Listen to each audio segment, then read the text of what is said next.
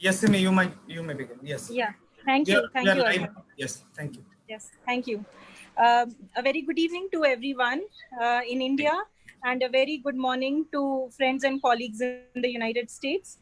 I am Simi Mehta, CEO and Editorial Director of Impact and Policy Research Institute, and I heartily welcome all of you to the fourth Web Policy Talk organized by Impact and Policy Research Institute. We are very happy and delighted that University of Idaho is joining us in association to organize this webinar. This international webinar is actually curated in the wake of the unfortunate murder of Mr. George Floyd on grounds that he was an African American. While racism and racist attacks are not new in the United States and also in the world, around the world, but the present incident seems to have shaken the entire world.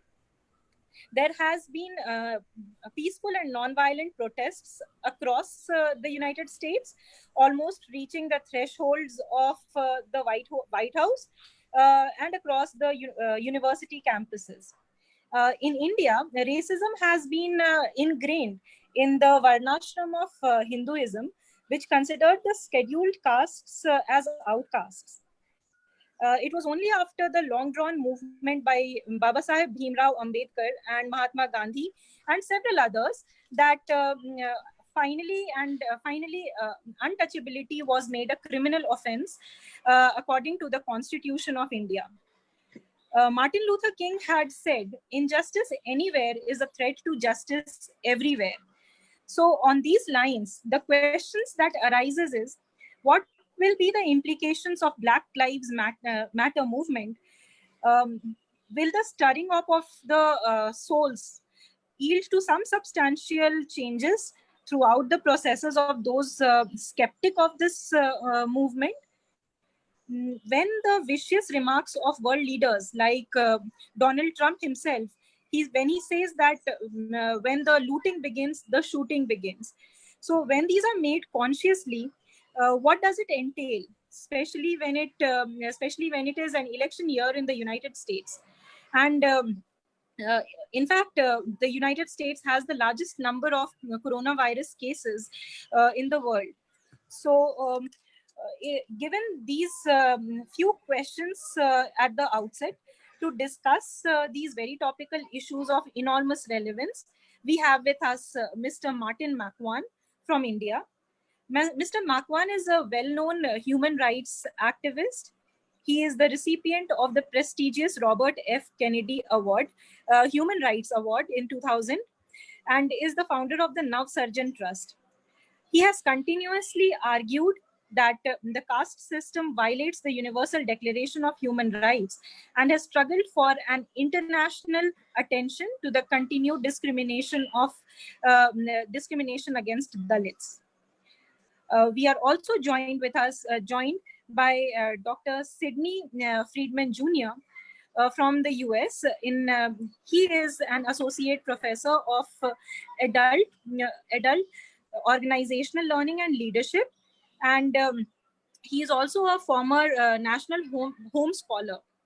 His research basically investigates the future of minority institutions, faculty career cycle, and higher education as a field of study. He has written extensively about Black issues in the United States. We are also joined by Dr. Nitin, who is a faculty of economics at Savitribai, Phule, Pune University. Dr. Tagade is the discussant for the panel today, and I heartily welcome all the panelists and all the attendees and the participants for this very important conversation. Yes. So, Dr. Sidney Freeman, if you would like to begin. Yes, I want to say thank you. Yes. Thank you very much for joining us. Yes, thank you, Dr. Mehta, for so much for you and your team inviting me to be a part of this most important panel. It's been tough for many African Americans or Blacks over the last few weeks, just given the horrendous death of Mr. Floyd. One of the major challenges that we face here in the United States is that we're not treated as equal. Knowing some of our history here in the United States, we were brought over to the United States as slaves, as chattel. And so for close to 350 years, we were not considered full citizens here in the country. And even within the last 50 years, even with that, there have been barriers put in place in relationship to housing, fairness around whether we would get fair jobs, also around health disparities, all these different areas. Even though we don't have an explicit caste system, there is a caste system in place. And because we were brought here to be workers, free labor, it's almost as if the country feels that if we're not providing free labor, then why are we here? We were not here to be equal citizens. And so you'll see all these disparities that are constantly showing themselves. But what's been interesting in this most recent situation is that off of the coronavirus, where everyone was home, everyone was watching the news all the time. Generally, people are at work, people are doing different things, and they are not able necessarily to see kind of the viciousness that goes on, but people were stuck to the news and they were able to visibly really see the viciousness of that killing. For 8 minutes and 46 seconds, a police officer had his knee on that man's neck. And so to see that, and then other officers just stand around, it pricked at the conscience of people. And I think that a lot of things will be changing, not only as it relates to police, but in higher education and other sectors. Thank you.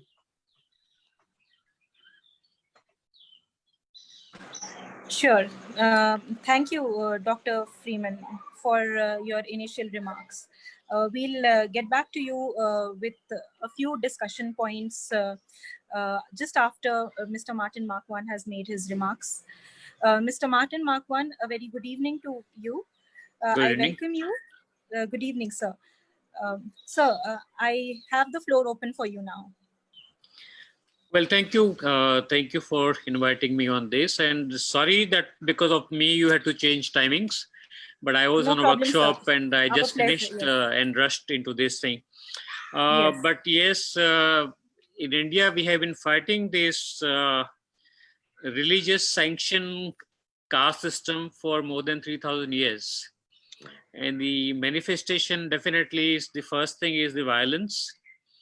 And on average, there are about 1,100 murders and about 3,000 rape on the Dalit women each year.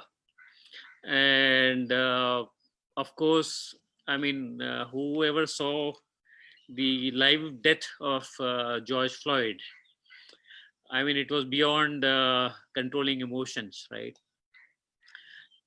Why it is hurting? Because this is in the United States of America, which is supposed to be one of the most so-called, developed nation.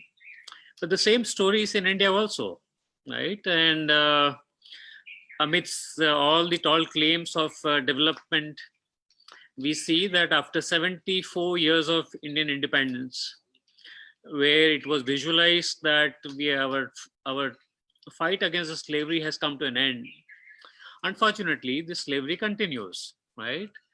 So apart from the caste-based violence, which I spoke, the biggest thing what we fight is called the untouchability, where people believe that if you touch somebody, then you become impure.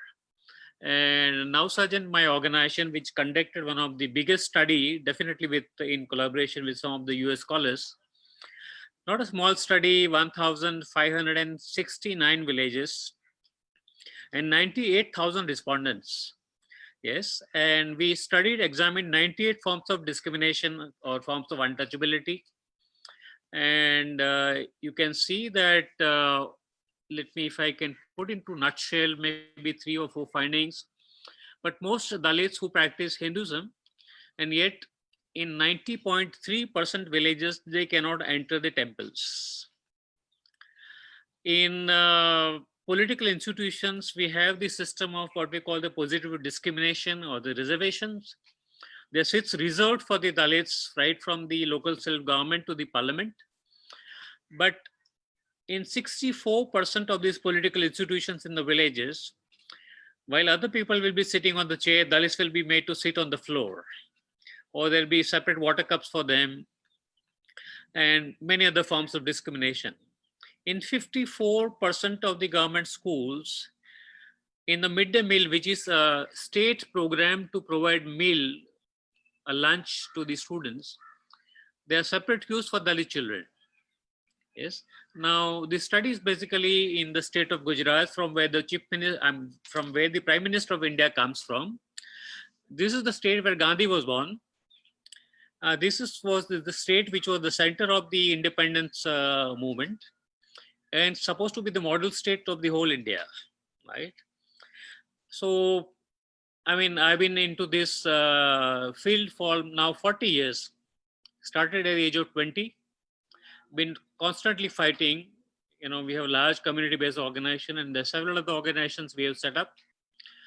But the biggest problem is denial. So you ask people and they say, no, there's no untouchability in India, right? I mean, there's the best thing you can do, you know, which does not require any big research. And I remember, you know, when I was leading the whole Indian delegation to the World Conference Against Racism during the Conference Against Racism held in Durban in 2002. And the Indian government said, we don't have untouchability in India. And then when I produced all the reports and everything, then they changed the stand and they said, well, this is an internal matter of India, right? And our argument is this: whenever there is a human right violation, there is nothing called internal. Yes. Dr. Ambedkar and Dr. W.D.B. Boyce had a very close correspondence as to how to fight together on the whole question of caste and race. India invited Dr. Martin Luther King to visit India and learn from the non-violent methods of resistance. We did fight and support the anti-apartheid struggle in South Africa. So there is nothing internal, you know. I mean, if there's a globalization of the market, I don't understand why can't be any globalization of the human rights, right? But this is the struggle, and Dr. George Floyd, Mr. George Floyd's murder reminds us again that people from the whole world has to work again to come together and raise their voices. Whatever is happening in the streets of the US, to us, it's a big inspiration. You know, how people have come fearlessly in spite of the fact that there's a military presence and the threats of the more repercussions. And we have taken up a program here.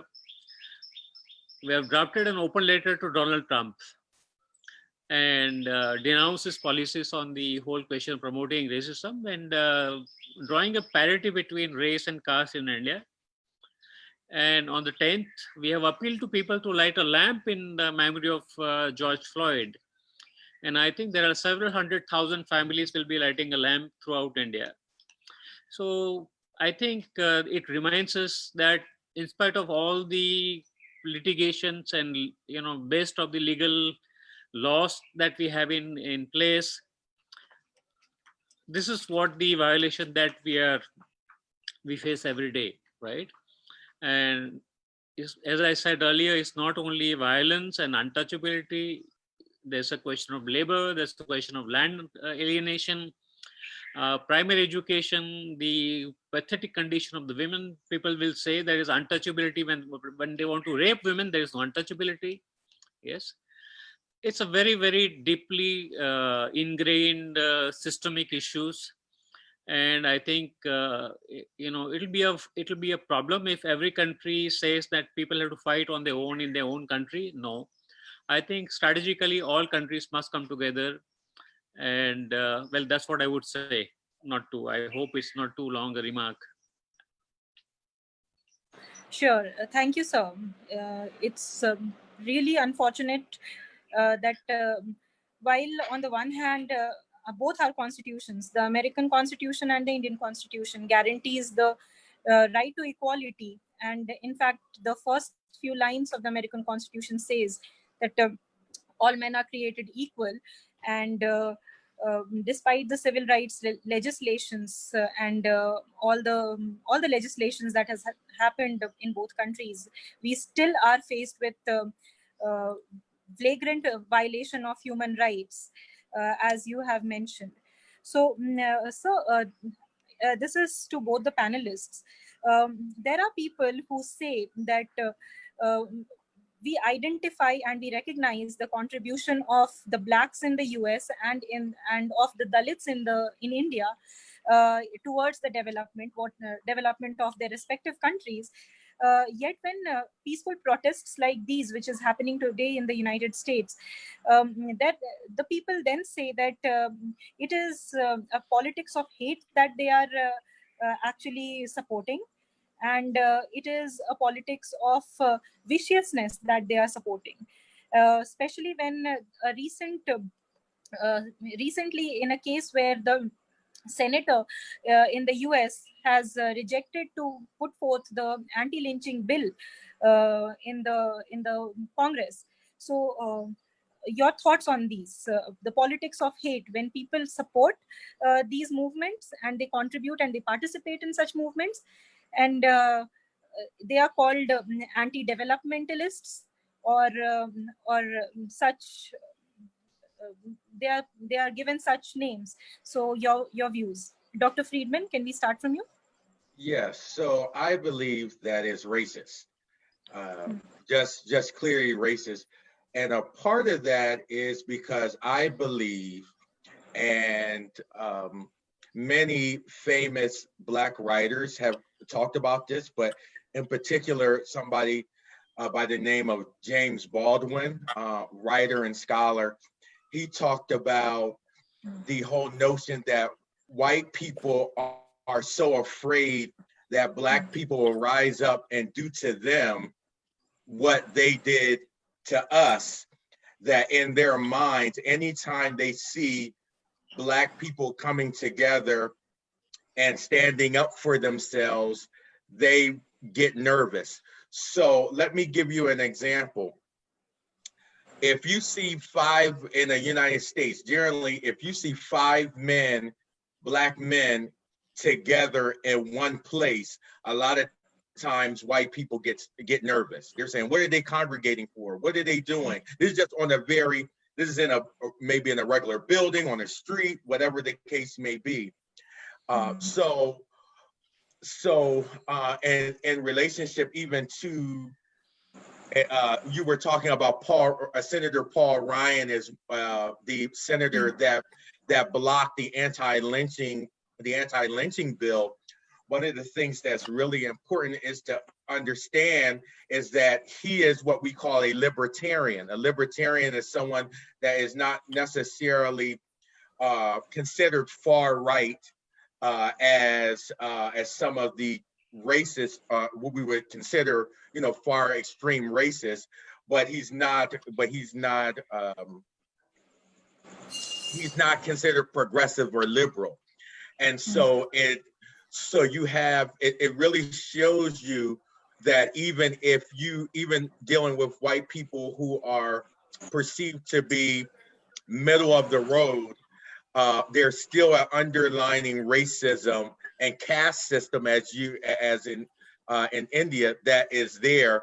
It's less explicit, but it's still there. I only understood that Black people, I fully understood that Black people were a colonized people in the United States until I went to Israel last year. And when I went to Israel, I got an opportunity to go to Palestine, right, and interact with the people.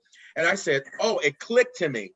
I said, oh, this is what's happening in America. We just don't have police officers with rifles that are walking around. but the same type of force is there when we're over policed within our communities. So I believe that it's really this, there is this fear from white people that Black people will rise up and do to them what they did to us, that kind of undergirds this kind of fear. Sure. Thanks. Thank you, Dr. Freeman. Mr. Macwan? Well, I mean, definitely they will call us with all the names, and they call us anti-nationals. But it's up to you whether you want to listen to them and take them seriously. And I always tell people that they're right in a way, because India is one country but two nations. The nation of the poor is completely different. So definitely we're anti-national. We are from two different nations. But this is what we have to see, that how the question of identity has been used to disallow or suppress discussion on the human rights, right? And I mean, in India, we have a big challenge right now. There are about 12 human rights activists who are in the prison. So the people who fight for the very cause of the human rights are pushed in behind the bars without any direct evidence against them, right? Including Dr. Teltumbde and many others. So yes, it's a big fight. It's a big fight, but we have to also remember that there is a very close cooperation between the heads of the different nations. You know, so between Mr. Trump and the Prime Minister of India. Trump was invited to India for a very big program, and about 100,000 people were gathered, yes, to say hello and namaste to Mr. Trump. And people were ferried to the place of the assembly and everything. But during the lockdown, thousands of people who had to walk on the foot to reach their states, these buses were not there, right? As per the reports, more than 800 people have died in India, walking on the roads without water and without food, which includes children and pregnant women, and there are pregnant women who have delivered babies on the road. Yes, this is what we witness. So this is a very systemic thing. And unfortunately, you know, something that happens, I'm sure is happening in the US and also in India, that the intellectuals are there within both these communities, but we are slightly disconnected from the people who suffer at the villages, at the grassroots, at the local level. There's a gap between the academic world and the people who suffer at the bottom, right? So therefore, many of those things which are happening on the ground are not being articulated well in the research institutions and everything. I mean, these are some of the challenges. Well, that's what I would say. Yeah. If I could follow up with what Mr. Macwan stated, there is this big difference between the poor and those that are more affluent. So you can see that in Atlanta. So I'm visiting my in-laws here in the Atlanta area, and you'll see the response. There was a very different response to arresting police in Atlanta versus Minnesota. So for instance, in Atlanta this past week, there were police officers that surrounded a car that had two students, one male, one female, and the police slashed their tires. They ripped open the door, and they pulled the woman out, and they tased the young man in the car. It just so happened that those students went to elite Black institutions. Well, the mayor of Atlanta is Black, many on city council are Black, and many are affluent. And so those officers were arrested, were first fired quickly and then arrested. But that happened because you have an elite class of Blacks that have influence in that area. And so there is this big gap. So that intersection between race and class is really, really, really important. And the response is going to be different depending on your educational status and the money that you make. That's a very good point.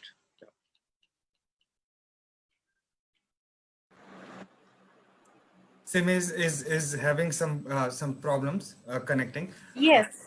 Yes, there has, So, just to add, there yes, has go ahead. question came, I think, to Martin sir, that during the lockdown and the reverse migration, we have a lot of questions coming over email since yesterday, and now also questions are pouring in, the same questions which we get, also to qualify this fight, and more so, just to continue, as Martin sir said, that this lockdown and this coronavirus pandemic crisis have led also, the class question at the two nation, two India sir is talking about. So this question is from Anupam Yadav, and he's asking that since initial days of COVID-19 lockdown in India, we witnessed a massive migration crisis of poor and laborers. Do you think it reflects only the class crisis only, or there exist also underlying caste fault lines crisis below the surface? I think if we quickly, just go over that how India, the socioeconomic facets of India, is class just a matter of fact, or is, the underlying caste and other factors also coming? Martin sir, if yes.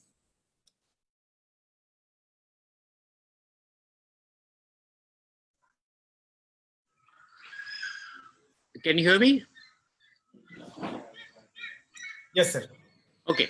So definitely, if you see this time during the lockdown, it is not only Dalits who are impacted, but the Dalits, they are tribals, they are minorities, and they are poor people from whom we call the other backward sections of Indian society. So definitely, you can see there's a caste and class which are both together, which are playing out. And what is most disturbing thing is, for example, most of these migrant laborers, they have not been paid their wages. And when the government proposed that the people who don't pay them wages must be prosecuted, it is the federal court, the Supreme Court of India, which has said that they cannot be prosecuted. The employers can't be prosecuted, right? Because of lockdown, they may have economic difficulty and may not be able to pay, right? The Supreme Court also denied initially in one of the petitions to give any direction to take care of the difficulties that the migrants were facing, right?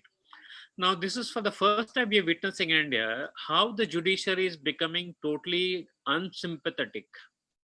Yes, now that Supreme Court has taken little positive line, but it is too late. It is after the stables, are locked and the horses are out. Yes, but now back in their home, what will people do?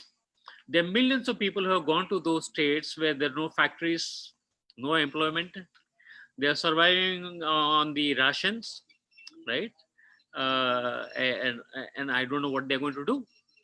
And this is not a small number. According to our statistics, that's about 500 million people, yes, who form this migrant labor class in India, right? Now, till today, the government has not come out a very clear package as to how we are going to, feed so many people, right? Okay.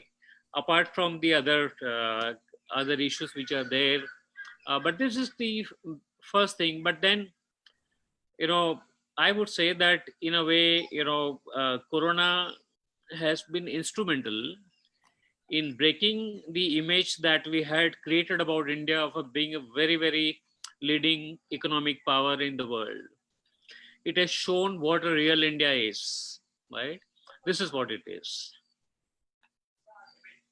Yes, thank you very much, sir. If I can come to Sydney, sir, because Martin sir, all through, even in my student life, we have been, getting this question. So this question is to Dr. Sidney, that many a times it is portrayed that blacks fashion their identity and their inferiority every time. So is it that it is, it is the blacks are showing like Dalits in India, that they are inferior all the time and making it like a fashion, and that is not the reality, if you can touch upon? So could you say that one more time? I'm making sure you when I answer, tell me if I'm actually addressing the question that you're asking. So yes. Should I reframe the question? yes, reframe the question. I want to make sure I'm understanding it correctly. Okay. So the question is, sir, we truly recognize that the accomplishment of blacks, but Professor Sidney, I want to know whether there is any unnecessary assertion of identities by blacks, if you find so. So here's what I think I'm hearing you say. You can tell me if I'm not saying it correctly. So is it because, do blacks say because they are blacks, they're not able to necessarily advance the way that they could, and they blame it on because they're blacks in the American society? Is that what you're asking? No, the question, the way, I just read what has been written, but if I can reframe, the question is that whether the blacks in US or Dalits in India are making all the noises and all the fight unnecessarily, and in reality okay. they are in good position. Yeah, the normal. Okay, no. This is it's not unnecessary. It's very much necessary. There's disparities, and if you look across all major indexes of what we would deem as success,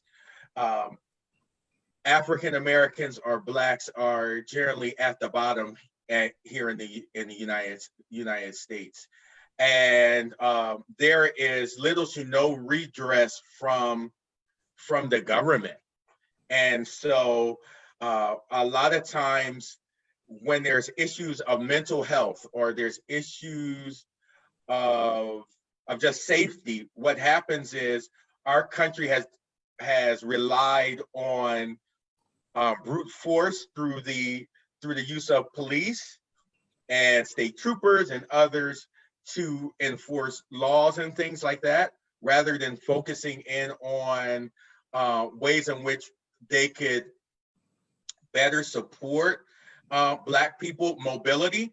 So what ends up happening a lot of times is people say, well, you have Oprah Winfrey or LeBron James or Michael Jordan, these successful people, and they say any Black person can be successful. But we know that's a very small group of exceptionally talented people, and everything would have to line up. One of the things that many leaders have said in the Black community is, when can the average Black person be average just like the average white person and get the same things? So it is needed for us to fight. It's not fair. It's not been fair. But what we're encouraged about is that we're seeing more white people aligning with our cause. In the past, it has seemed to be the majority of Black blood has been spilled in the streets. But now we're seeing, and I think COVID-19 has helped with that, because many more white people are out of work, right? In the past, if it were just impacting Black people, it would be different. But people are saying, oh, poor whites are in the same position as poor Blacks, right? And on one thing, I wanted to speak to what Mr. Macwan talked a little bit about, as far as being poor in class and dealing with class. Because my area is education, one of the things I'm really thinking about is the whole issue of going back to school, physically going back to school. There is, when you're talking about the legal system, Mr. McWayne, the legal system, you're having college and university presidents going to the government and going to the legal system asking if they would not be sued, that they're asking for things to be set up so that they would not be sued if students get coronavirus when they come back to campus, right? So essentially students are putting themselves, will be putting themselves at risk being in large groups on a campus, and all of that, the student would incur all the risk and not the institution. And so the same thing with student loans. Many of us are burdened down with student loans, students in higher education. And so what these kinds of things have done is kind of leveled the playing field in the sense that it's not just Black people are hurting, but you're having other groups of people hurting. And so there is kind of a sense that we need to work with one another, coalesce with one another to make change. Great. Thank you. Thank you, Dr. Sidney. Martin, sir, if we can quickly come and, cover these topics for India. We are progressing towards, new India. We have grand plans for, doubling farmers' income and whatnot. How would you like to tell this new India, especially the young India, that this fight is important and India can truly progress if we have equality in place, also liberty in place? Please, sir. Especially to the younger crowd. Yes. Your mic, sir. Your mic is, sir, your mic. Yes, yes. Yeah. Well, number one is definitely, because they're young scholars who are listening to the whole thing, they're young students. I think there's, one critical role that people can play is check and double check the figures which are presented by the government on the claims of the development. Yes. So you will see that when there's a national budget happening, presented, the kind of figures and allocations they will make, there's so many millions of rupees will be, spent on education, on the hostels and so and so. You'll find that at the end of the year, most of the money is not spent actually, right? And there's very little accountability which is happening on these issues. So I think definitely we have to check on these claims of the government. Number two is that we have faced another problem right now. I think not only in India but other places also, that there is a problem about the neutrality of the press. The media houses are also politicized in number of occasions. And therefore, again, you find minority of the journalists who actually will come out with reports which are true reports, and they'll be persecuted. There'll be cases filed against them, right? So that's an additional challenge that we have. Now, but I have a lot of hope that the social media is playing a very important role in reaching the realities to the masses, right? And the young people, this is what they can do responsibly. Engage into this, we were in our, college days, in our youth. Every week we used to stay in the community for 3 days and 3 nights, and that's how, we understood the whole community. Unfortunately, that is not happening. But, there's another thing which I think I want to highlight is the growing level of urbanization. Yes. So 3 decades earlier, we in India, you had the urbanization, which was about 20-25%. Now it is nearly touching 46%, right? And therefore, people who don't find employment, they are forced to migrate. And one of the reasons why people are migrating is that the employers don't want to pay minimum wages as per the law, right? So they actually don't employ the local people, because they know that if they employ the local people, they are in a position to be organized, and therefore there's a policy not to employ them, and therefore ultimately everybody in India is end up migrating, right? And if you see, one of the things which is happening among the coronavirus lockdown, that many governments have come and said that they want to further reduce the scope of the labor laws. I mean, this was the very skinny protection that was available to the labor class is also being taken away. So these are some of the challenges which are there. Yeah. Sir, just to add, as a researcher and as an economist, and also on behalf of all the young researchers, we just wanted to ask that since there has been, such impediments pertaining to data, then how, to come out with evidence and facts, especially pertaining to inequality, exclusion, discrimination, not from, from Black or Dalit per se, but also from women and from different, across different sections of society, because when the aggregate data is not reliable and there is so much of debate, so do you think that is also, not enabling the agenda and not, enabling us to present those data with facts so that this fight can be, also strengthened and enriched? Yes.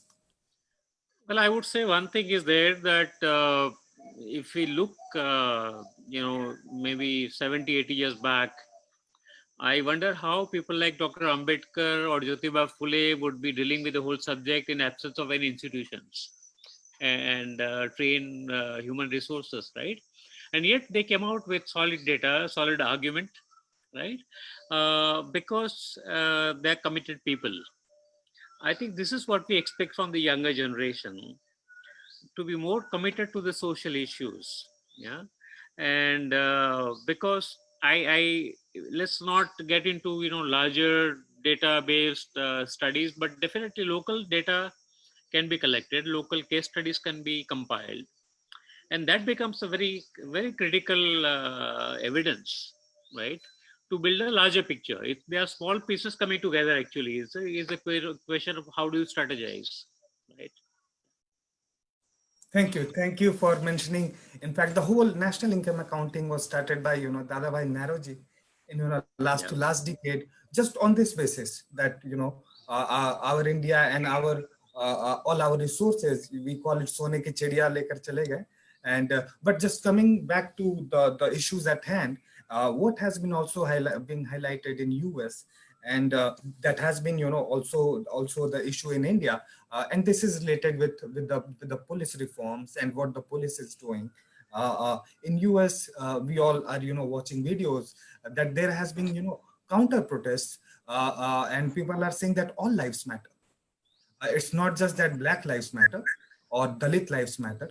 All lives matter. Dr. Sidney, if you can touch upon, we know, the pros and cons of the argument, but we would like to have both the panels view on that, and also touching on the law and order reform issue, that how it can be done. And now globally, in fact, I was watching in London, in Paris, in, every nook and corner of the world, the issues of police reforms. And there has been a lot of question coming on how we can, fight it, these different issues. I'll come on that. But yes, on the point that why Black life matters, Dalit lives matter, and all life matters. This conundrum, if both the panelists can touch upon. Yes, to you, Dr. Sidney. Yes, so many Blacks push back on the notion of all lives matter. We say that because what we have found has been that many times messages that were targeted to deal with the Black community can be co-opted and be used by the white community to shift the narrative to things that have nothing to do with helping Black people. And so although we understand that all lives matter, at this point, we're talking about Black lives. However, we recognize that there are other communities that have been adversely affected. And what my argument has been recently is that we need to target and support specific communities based on their needs. There has been this notion of diversity, using terms like diversity and inclusion, and those terms are so broad that what ends up happening is we end up centering the issues in the United States. We end up centering issues that impact white people rather than really focusing in on issues that are needs of Black people. So another thing that many people in the Black Lives Matter community are pushing for is this idea of defunding the police, right? Defunding the military, because there is so much money that is given to both the police force and the military that can be used for other social services. So instead of hiring more police, what if we provided people with more homes, more opportunities to have their own home? What if we provided opportunities for mental health? What if we provided opportunities for education? So when we say defund the police, we're not saying that we should not have any police. What we're saying is that we should not be funding the police, the military, and other kind of forces that will not necessarily help us build up society for those who are poor and those who have less access to resources. Thank you very much, Dr. Freeman. Martin sir, I'll come to you. Dr. Freeman raised this point, unity of diversity. We are also carrying the hashtag unity in diversity, hashtag Black Lives Matter, hashtag Dalit Lives Matter. So coming to this point again, in our context, we cannot defund the police. Our institutions are not that accountable. And we have seen during our lockdown days, especially marginalized people. And who are these people? In our earlier webinar, Dr. Nitin Tagade really raised this question on a study we did on city makers. And altogether, he raised the question that who are the city makers? What are, the caste backgrounds? What are the socioeconomic realities? And also on these points, sir, Martin, sir, if you can touch upon this. There's a very disturbing data which is there in India, which not many people talk about it. But if you take the whole example of Gujarat, the Dalit population is about 7%. But the people who are in jail are about 27%. 27% of all the people who are locked up behind the bars, they happen to be Dalits, right? And there's the same story in Assam, in other states also. So there is an overt focus on putting the Dalits behind the bars and then convicting them, right?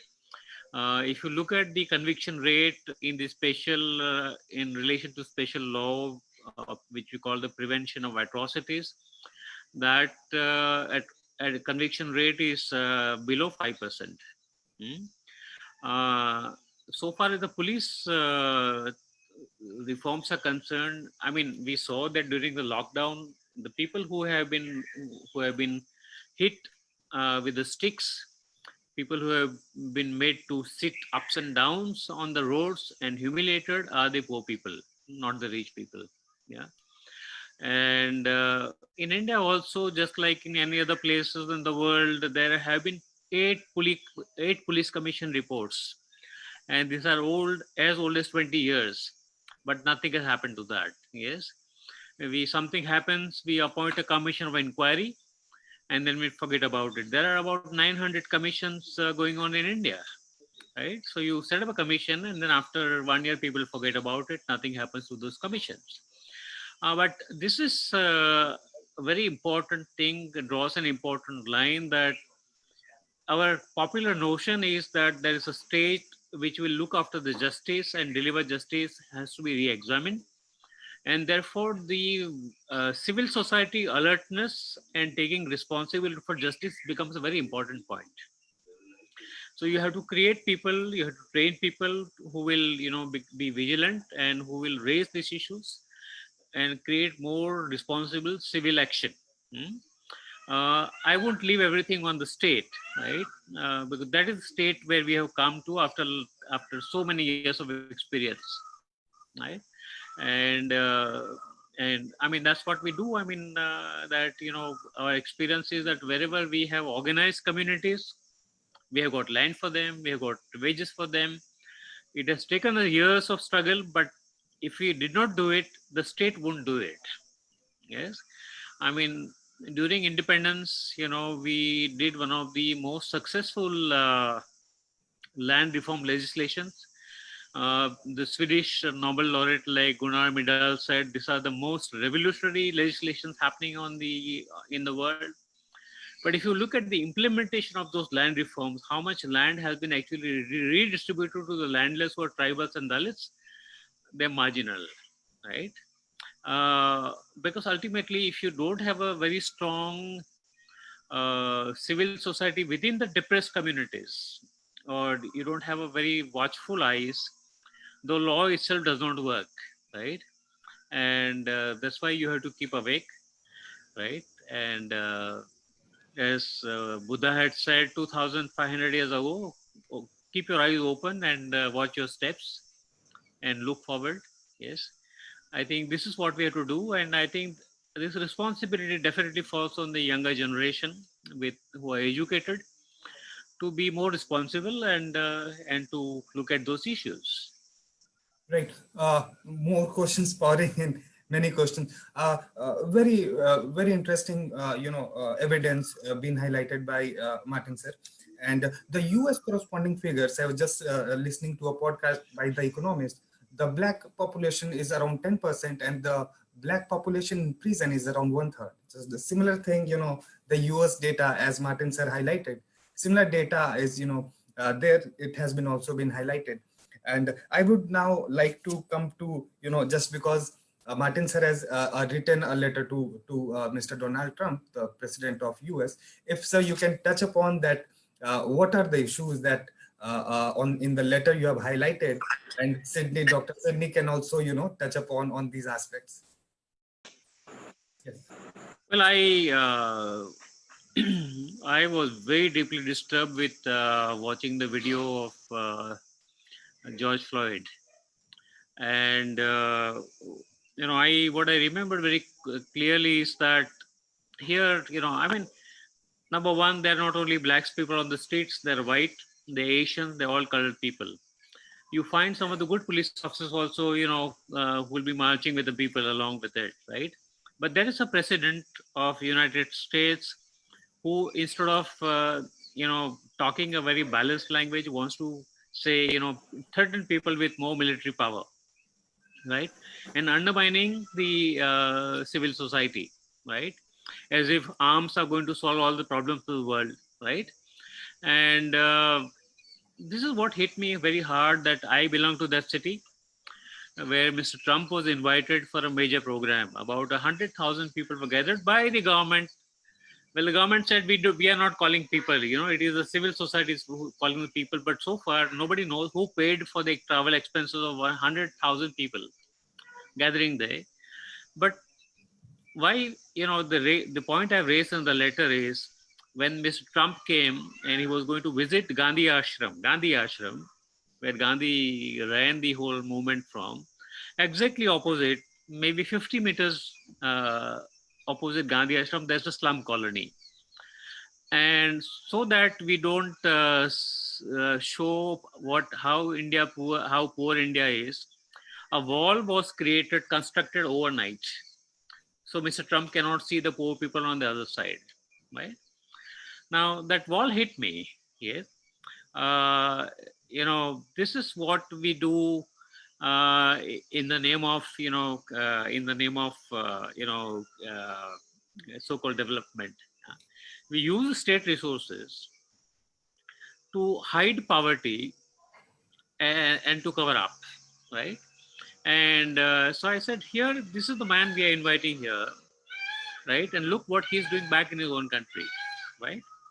And so the collaboration between the political leaders, of the world, so-called world powers, right, is something that we have to expose, and we have to show them in the real light. And that's the reason why I wrote a letter to Donald Trump, and drawing a parity between the Dalits and the blacks, and the responses, irresponsible responses that the state leaders have, right? And we have done this letter translated into different languages, so more people can read it. We have done a poster, beautiful poster, which is also in several languages. So the same message which was used as Namaste Trump, we have broken every word and given a new meaning to it. You must have seen the posters. I'm not going into details of the whole thing. Well, many people say that, oh no, why are you doing this? Taking fight with the this thing, but that's our religion. Yeah, that's what our mission is, right? We cannot. I mean, we are not born to be slaves. We are born free people, right? And no power on the earth can enslave us, right? Only thing we have to speak up. I'm also disturbed because there is a sense of fear among a lot of people, and they don't want to speak up, right? And I see that the poor people have less fear. Sometimes it is the rich within, and the more educated, they're more afraid, right? And which should be the other way around, right? But I think these are the concerns. But definitely somebody had to take an initiative. So we are getting a very good response. I mean, we're getting signatories from the villages, common people writing letters saying, put my name as signatory to the letter. I am in the workshop from the whole day in the morning, but I think we have crossed more than 1,000 signatures by now, and signatures are pouring in, right? And people are saying, yes, we have to speak up, right? So that's what I would say. Yes, so very rightly said that this is our religion. And thank you so much from Impact and Policy Research Institute, and also from University of Idaho, that you showed us this light, and we are having this event talking openly about it as the whole world is. Dr. Sidney, I'll come to what Mr. Martin has written, and what for strengthening both the democracies, America and India. The initiative, how the situation are very tough. We also have many questions that people are being put behind the bars and there is violence. I would also just like to add one question which has come, that there has been violence, murder, and now there is also case that these protests are also becoming violent. There has been allegation, and that point Martin sir also raised, that why you are getting into it, and rightly so he mentioned that raising this question to also your head of state, and changing the Namaste Trump narrative. How do you take the stand which Mr. Martin Macwan is raising from the land of India, supporting your cause, our cause, and the point of violence associated with this? Dr. Simi Freeman, please. Yes, so I'm always, in this context, I'm always nervous about when I hear Black people, Black leaders who are in the elite class say, we're marching for peace, peace, peace. They're talking about peace because they have resources. They are in a great position, and so they don't want to rock the boat, right? And so they want to signal to white people that they are the good Black folk, right? Black people. We're not going to destroy things. We're educated, those kinds of things. But the only reason those officers got charged and are arrested was because it became violent. When it was not violent, those people were able, those officers were not arrested, right? And so I think there's this balance of I'm not necessarily advocating for violence, I am saying, though, that there are a mixture of tools that are used to move a movement forward. And so I like what Mr. Martin has done as far as holding people, holding our leaders accountable, not just in our own country, but around the world. We have to think globally. So what's happening, and it's so interesting, and why I brought up Palestine, traveling to Israel and Palestine last year, is because it opened my mind to comparison. Oh, the things that are going on in Palestine are the same things that are going on in the South in the United States, are the same things that are happening in India. And so I think these conversations are so important, because now I can begin to say, okay, these are the things that are happening to the Dalits. What are things that we can do, we can learn from the movement that is going on in India, that Black Americans can learn. And I'm seeing that the work that we're doing is inspiring the work that's going on in India. So that's what I would share. Thank you. Thank you, Dr. Sidney Freeman. And we invite you to India. Please come India. And mutual learning is something, yes, which will drive us towards, knowledge. Now, we would like to, wrap up also. So last few questions, and these are very general questions. A lot of, faculties across India, I would say, are coming up with a very good question. So one of the question is, academia has so much power to create consciousness among people through history and other evidences, through curriculum, for, and importance of Black Panthers or atrocities against Dalit in India, and other things, a lot of, very, very big chat messages we have got. And there is also the point of ignorance and, things, business as usual, that after, 2, 3, 5, 10 days, there will be business as usual, especially in intelligentsia. So how we can change this, or what can be the contribution from academia, research, and activists, that the fight is sustained until the goal and rights and justice is reached. Related to this, there is also this question that what is the theater belonging to Black people, if any, or even strong in US, doing to strengthen this fight. You can also not just theater, but also other forms of expression.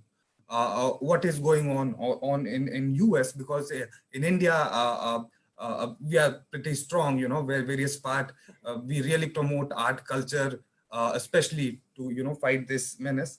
And lastly, this question that how to move ahead. A lot of this question has been posed from a lot of Indian scholars to Martin sir, that since the fight is so tough, it's so scary, that one has to go to prison, and no one, and there is also isolation imposed to them, and so many judicial boycott of a sense in even in our academic institution, exploitation. So this question also, Martin said, that how do we move ahead from a situation like this now, and what should be the driving force, apart from the teaching of Ambedkar, Dr. King, what should be the essence and light for us at intellectuals, academia, those in the expression, entertainment, and also student and younger generation at large.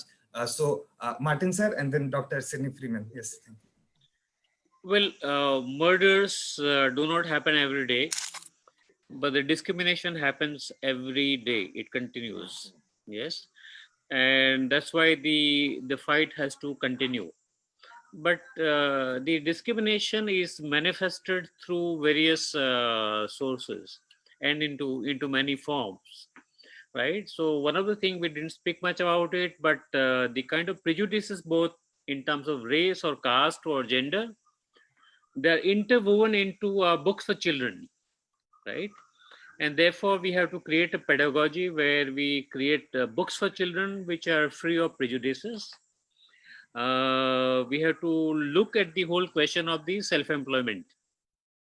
I mean, here in Gujarat, one of the center which I have set up here, which is called the Dalit Shakti Kendra, it's a vocational school, where the young men and women come and they stay here on the campus for 2 months, learn an activity, economic empowerment activity, which gives them self-employment, along with the life skills and the social political awareness. In last about 18 years, we have trained more than 10,500 students, right? Now, so, and these people go back to their villages and they help the community people to rise. They go to the government primary schools and make sure that children are not being discriminated. Because, we have to remember that because the discrimination is a systemic issue, no individuals can fight it. You have to create a very, very broad-based organization with thousands and thousands of volunteers, cadres, who will reach out to the communities and create a network of the support. Then only we can fight it. That's what I would say. Thank you, Mr. McWane. I would say from the United States standpoint, everyone needs to do their part from where they are. So because I'm in academia, my job is to write about what I see in academia. So one of the things that I wanted to do this incoming school year was I wanted to just write my papers. I didn't want to make any waves. I didn't want to make anybody get upset. But because of what's going on, I have to speak up. I need to speak out. So I don't have expertise. For instance, I'm not a criminologist, right?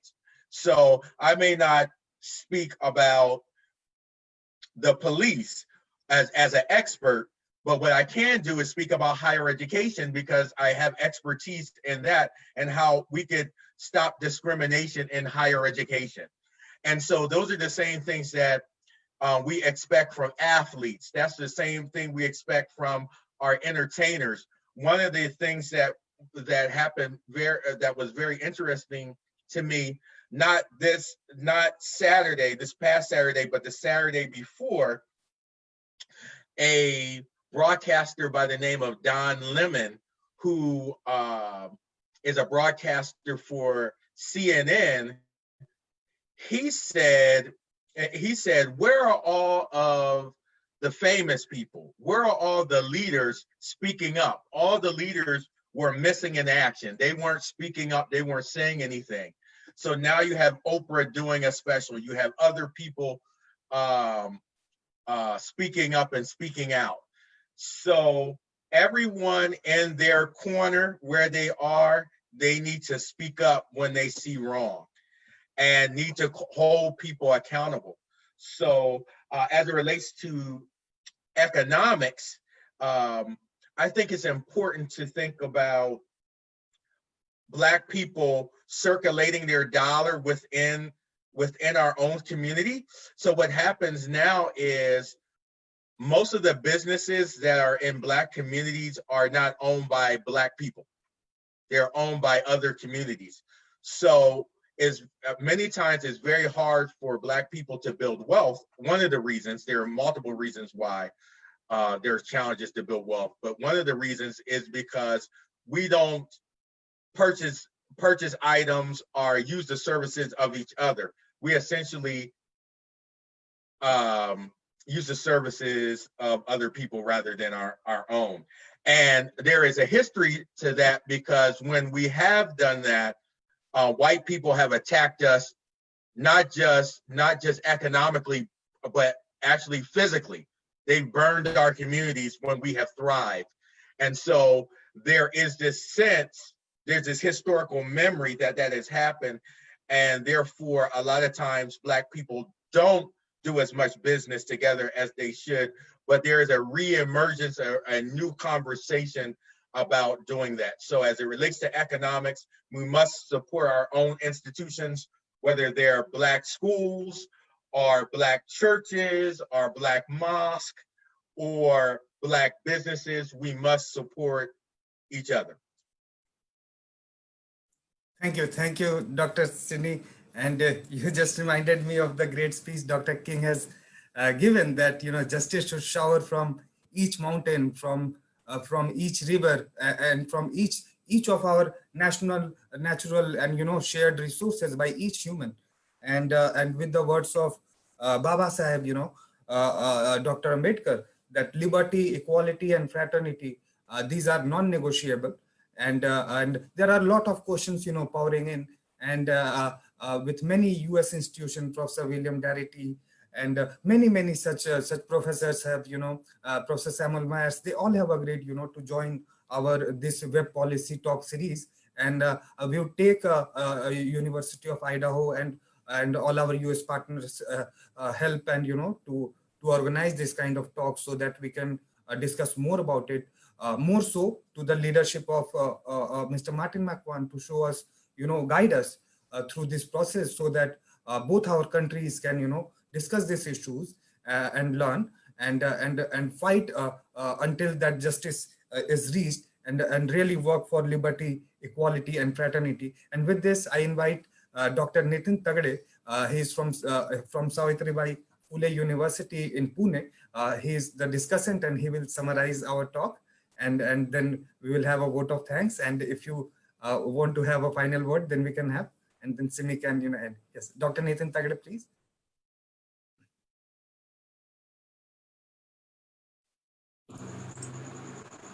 Sir, your mic, sir.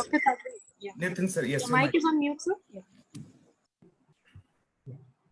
Thank you very much, Arjun and Simi. I really thank you for inviting me here for this very important discussion with Martin sir and Dr. Sidney. There are a lot of issues have come up during this discussion, and I would be summarizing some of the issues which I think very important in the context of Indian Dalits, particularly. So one of the important first issue that come up is the disparity between different communities in US as well as in India. And we find that there are a lot of differences between the communities. Some of the communities are lagging behind because of the prejudices. For example, if I take the differences from US, I would about unemployment rate during this lockdown or during this COVID-19 situation in US, blacks have been unemployed for 16.8%, whereas this is quite less in the case of whites, that is 12.4%. Similarly, if you see the median net worth of the blacks in US in 2016 was $17,000 as compared to the 1,71,000 in the case of whites. This is a huge disparity. Similar situation you will find in India. If you see the scheduled caste, who are the lowest category in the caste system, where each one the other categories having the highest status as compared to the scheduled caste. While comparing the scheduled caste and upper caste in India, you will find that about 29% of the scheduled caste are poor as compared to only 12% of the high caste. If you see the wealth ownership or asset ownership as compared to their population, scheduled caste are having only 8% of the total wealth in India. while they comprise 20%, as Martin Bhai has already mentioned that. But in the case of the upper caste, they are holding about 48%. This is a huge disparity. Not only the ownership, but if you go by the jobs or employment situation, you will find that most of the scheduled caste and scheduled tribes are engaged in the low paid jobs. And same might be the case in the in US also in the case of the blacks. So what happens? Basically, they have the less ownership, less income, and less education. It is because of the prejudices against the scheduled caste or scheduled caste communities by the upper caste. Here in India, there is not only one group is upper caste. There are different castes are there, and each caste is low. At the same time, it is upper, higher caste. For example, scheduled caste is the lowest caste, lowest category of the caste. Above that, there is a other backward caste, and they are lowest than the upper caste. Within this upper caste, there are different groups are there, like Vaishyas are there, business communities is there, then fighter communities is there, and then Brahmin community, that is those who take the education and give the education. That community is there. So each one is lowest than other one, as well as at the same time they are higher than the other one. So you will find that there is no collaboration between or no solidarity between castes in India or groups in India, categories in India. But you are in US, at least in US, there are people from the white groups also. They have supported the,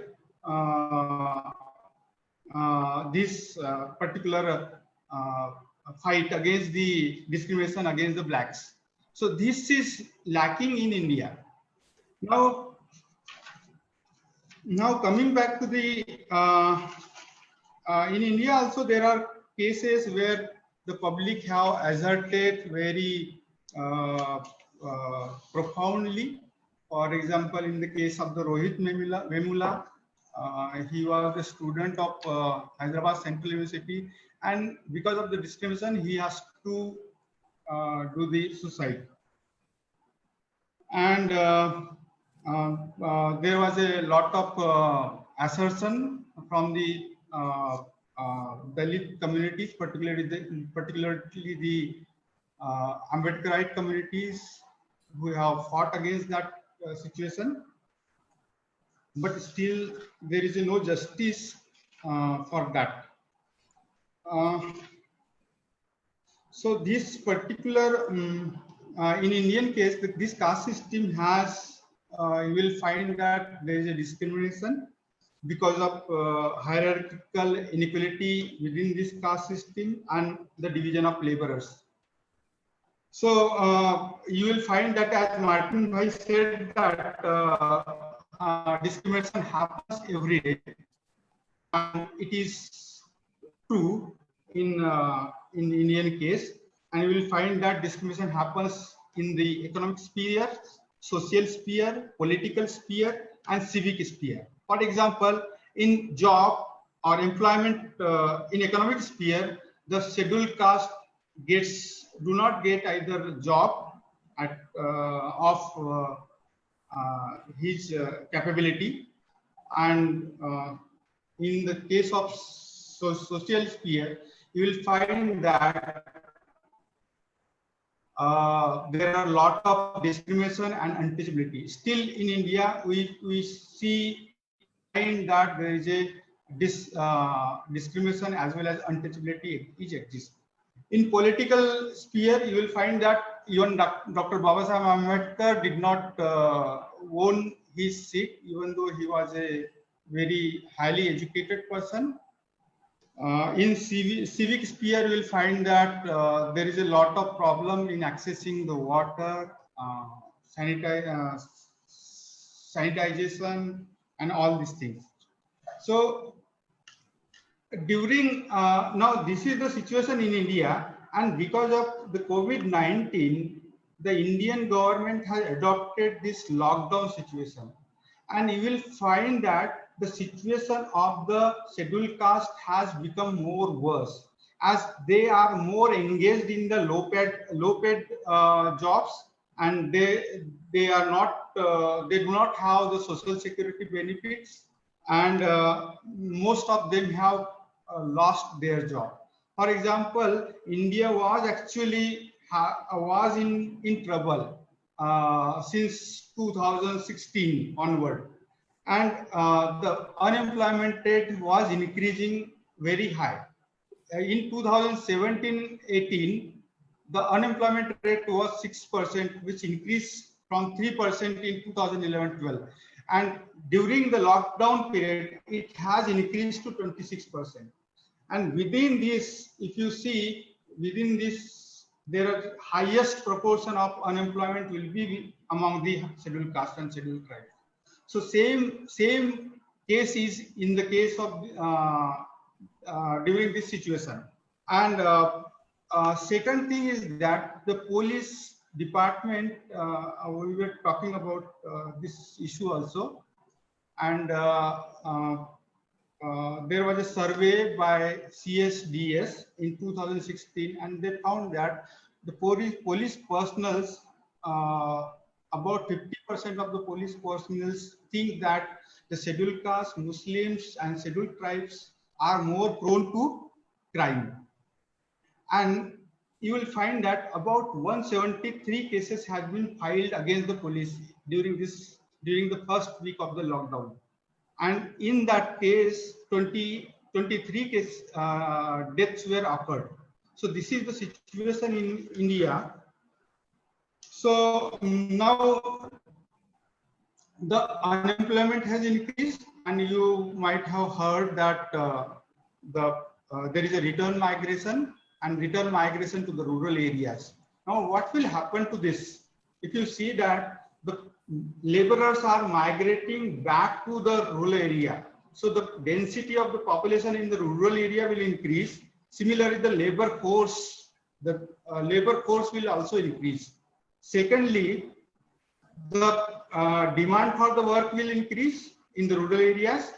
As a result, the wages will go down, and there will be tussle between the different communities to get the jobs and better remunerations. And probably, I guess that in near future, there will be more atrocities against the scheduled caste, because these scheduled castes do not have the productive assets. Second thing is that in urban areas, your connection is your connection is pretty weak, so the voice is coming and going. Okay. Thank you very much, Simi. Yes. Thank you, Dr. Nitin, for providing a very wonderful picture of the status of what the scheduled castes in India is with respect to the various economic indicators. And we are going to take this discussion forward, and I also invite Dr. Sydney in the next. Of course, we'll be informing you about the seminar, about the webinar much way in advance, where we'll be having more discussants. And because we have continuously we are getting questions after questions, and people, it is very evident that people are really interested in finding the best way forward and having an optimism, because there is a lot of pessimism that is going on around the world. And if there is a solidarity, if there is a unity in this diversity, I'm sure it needs to be brought out, and it needs to be told to the people so that they get some sort of a courage and motivation to move ahead. So on these lines, I would like to thank Dr. Nitin for wonderfully summarizing his points of views. And Dr. Sydney, thank you for joining early in the morning, this start of the week, and for at least, and also sincere thanks for joining at the last moment. You were able to join us. Really, thank you, Mr. Martin Macwan. I know you had to leave for another meeting. Thank you very much for your wonderful points of views, and I'm sure the audience must have loved it. And of course, there are questions that are still coming on, and we'll be taking it in the next webinar on the same topic. Thank you very much, and thank you all for joining us. Have a wonderful week ahead, and thank you very much. Thank you. I'll just take a screenshot for. Yeah. Thank you. It's done. Thank you. Thank you. Thank Have you a all. good day. Yes.